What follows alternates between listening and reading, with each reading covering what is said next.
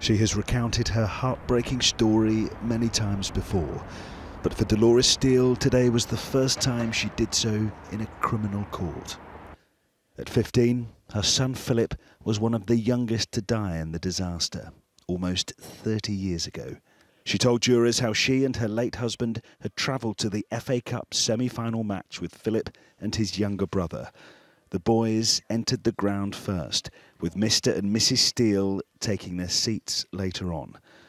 Looking down on the terrace moments after kick-off, she said, "It just didn't look right at all. It suddenly looked very crowded down there. What I did see was somebody being carried onto the pitch, and then I saw a jacket being put over that person's face." With her voice faltering at times as she remembered that terrible day, Mrs. Steele said the cries of the desperate crowds were growing. She claimed she saw around 4 police officers standing and looking at what was happening. But she said nothing seemed to be getting done about it.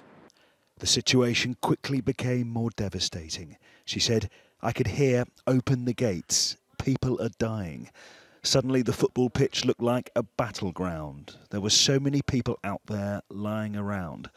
I saw that first ambulance come along, and by that time it all seemed like it was just slow motion." Mrs. Steele told the court how she and her husband identified their son's body in a special facility at the stadium later that evening. Listening throughout to her evidence, match commander David Duckenfield, who is accused of the gross negligence manslaughter of 95 Liverpool fans. Also on trial, former Sheffield Wednesday club secretary Graham Mackrell, who is accused of a charge related to the stadium safety certificate and a health and safety charge. Both men deny the offences in their trial, which will continue next week. Julian Drucker, 5 News, Preston.